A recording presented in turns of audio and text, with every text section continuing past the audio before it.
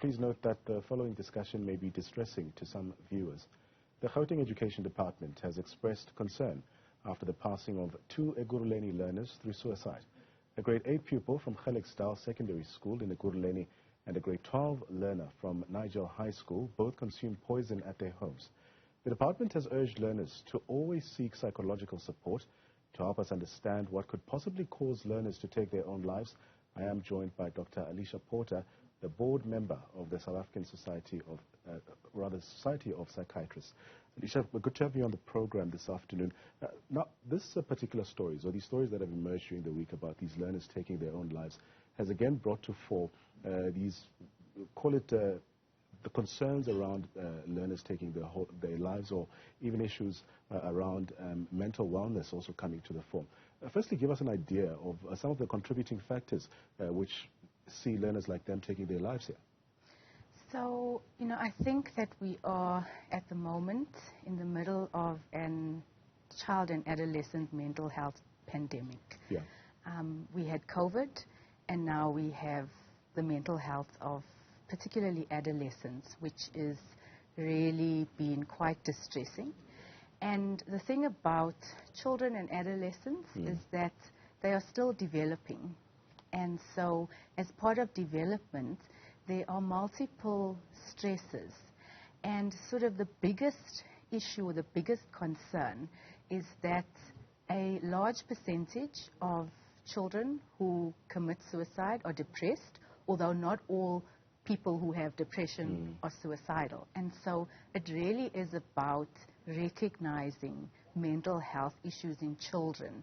So I'm talking about depression, anxiety, substance usage, because those are the big drivers of suicide, along with all of the other factors, so just life events, for example. So for a adolescent or a child, failing exams, disruption, in the home, the death of a parent, there were many losses that were experienced, the family's financial situation, even bullying. Bullying is a big risk factor, particularly in that age group. And so children are not little adults, and oftentimes, 1 in 5 children suffer with a mental health problem, but only 25% ever get the help that they need, because it often goes undetected and untreated. But we have then these long-term consequences of untreated mental health problems in children. But some parents may ask that, how do I know if my child is suffering from, call it depression or anxiety, or maybe contemplating taking their own lives? Are there any telltale signs that a parent could look out for? Definitely. And oftentimes it's dismissed as this is just normal teenage blues, or this is just normal childhood behavior.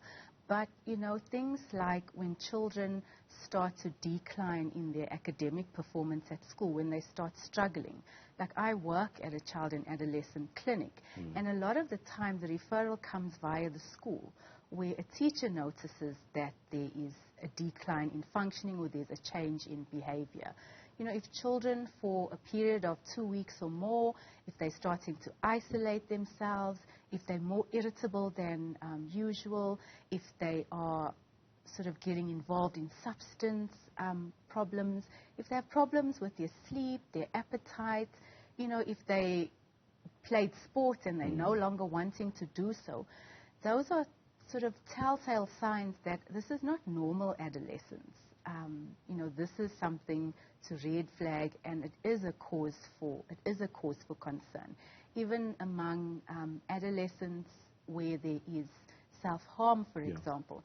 Not all self-harm is necessarily suicidal behavior, but self-harm might be a red flag that there is distress, that there's this adolescent is struggling, to regulate themselves, and there may be possibly an underlying depression and anxiety that they are trying to manage on their own, even though it's maladaptive, but they're trying to manage it on their own.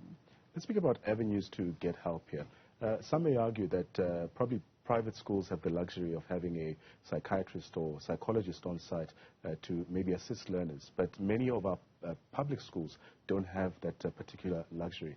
What outlet can learners then find to get the necessary help they need, especially when dealing with mental wellness issues here? So there are child and adolescent clinics in both states and private, but I mean, there is just such a lack of resource. So it's not just private. Yes, private education may have psychologists on staff, but in terms of if you have, a suicidal adolescent, the struggle is the same, be it in private or in public, to try to find a space for this particular adolescent. But, there are organizations like the South African Depression and Anxiety Group. There are, there's Childline. And so there are those organizations. But any hospital casualty, if a child is in crisis, you should go to the nearest emergency department, be it in the public sector or be it in the private sector, to get help. I think there's a lot of stigma around particularly mental health, but even more so around child and adolescent mental health. And so it does feel like we are fighting quite a battle at the moment, with the numbers just increasing on a daily basis. We are fighting a very serious battle, but it's also interesting that these two incidents took place while learners are on school holiday. What does that then tell us about learners? I mean, especially when they're at home and oftentimes aren't being attended to because their parents might be at work during that time. And that is why, the school is so important, because, as I said earlier, a lot of our referrals come because the teacher notices.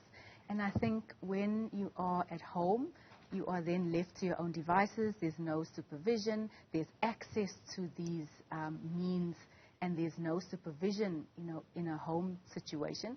But also school provides some structure, and also it is a form of support because your peer group is there. You have teachers, so it is a supportive environment. And I do think that even interventions going forward should be aimed at, there needs to be collaboration between the Department of Education, the Department of Health, in order to stem, the rising tide of child and adolescent mental health concerns. So in some sectors of our society, it's still seen as very taboo to speak about issues around anxiety or depression. How do we then help address this issue? I think it's about education, and it's about raising awareness. Like, again, in my day-to-day, interactions with children and their families, a lot of the time is spent psychoeducating, parents about, signs and symptoms and sort of the realities that mental health is a thing.